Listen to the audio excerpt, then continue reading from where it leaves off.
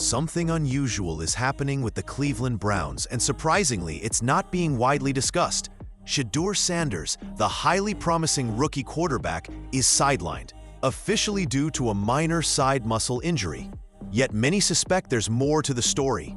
While Sanders stands on the sideline fully suited up, ready to play, Dillon Gabriel is getting repeated opportunities to run the offense without receiving much criticism, even when mistakes occur. The timing of this injury seems almost too convenient. Fans are asking, is Sanders genuinely hurt, or is this a calculated move by the Browns to position Gabriel as the primary quarterback?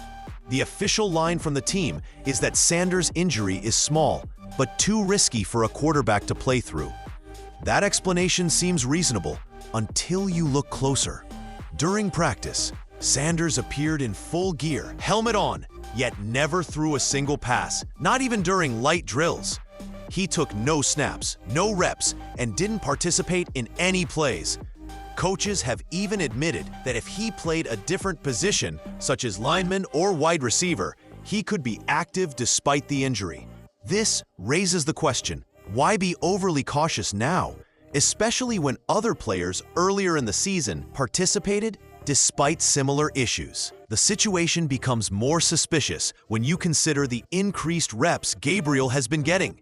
It's as though the Browns have already moved forward without Sanders, preparing Gabriel for the starting role. Head coach Kevin Stefanski's comments have been particularly puzzling. He avoids outright saying Sanders can't play, but calls it hard to imagine him being active. Sanders remains dressed for practice, standing on the field, but never touches the ball. If he's not cleared to throw, why put him in uniform? It starts to feel more like a performance for the cameras rather than genuine game preparation. The team keeps leaning on vague language, like day-to-day and we're being cautious. But Sanders has proven his toughness in the past, battling through challenges without hesitation. This feels less about recovery and more about controlling the narrative. When pressed on a timeline for his return, no one provides a direct answer. Keeping things unclear allows Gabriel to accumulate valuable reps without publicly acknowledging a quarterback switch. Meanwhile, Gabriel is thriving in the spotlight, taking first-team snaps, connecting with top receivers, and operating in high-pressure moments without the same scrutiny Sanders would face. Even glaring mistakes seem to be brushed aside. Just this week, Gabriel threw an interception during a special team drill. It was obvious on video, but it never appeared in the official records. Had Sanders made that same throw, social media and sports talk shows would have dissected it endlessly. The silence around Gabriel's errors is telling. This isn't just about an injury.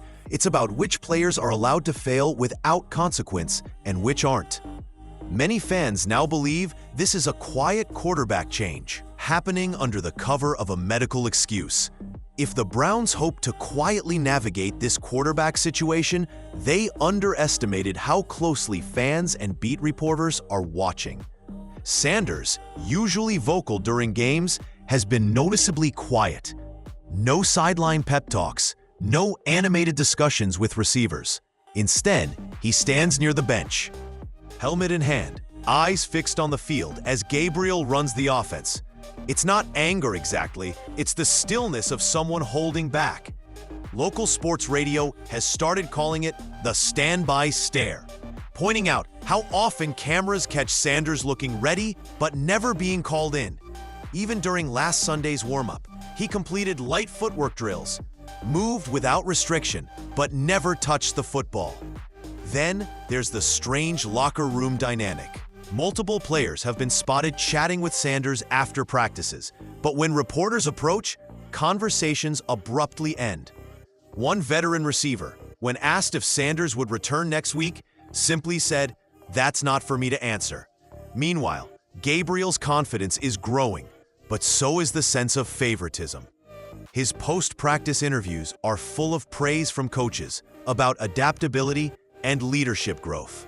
Yet he still hasn't faced the tough media grilling about inconsistent deep throws or two recent misreads that nearly caused turnovers.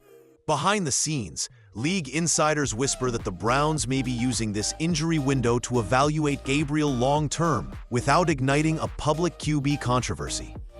One analyst even compared it to a soft launch for a starting quarterback, minimized the drama by never officially announcing a change. Sanders himself has only made one public comment since the injury, a short post on social media. "Control what you can. Silence says more than words." Fans flooded the replies with theories, some urging patience, others accusing the team of politics over performance. And perhaps the most telling sign? Next week's official injury report still lists Sanders as limited side, with no projected return date. The Browns' QB depth chart hasn't changed, at least not on paper. But on the field, the shift feels undeniable. If this is a quiet quarterback change, the question isn't whether people will notice. It's whether the Browns are prepared for the storm when the truth finally comes out.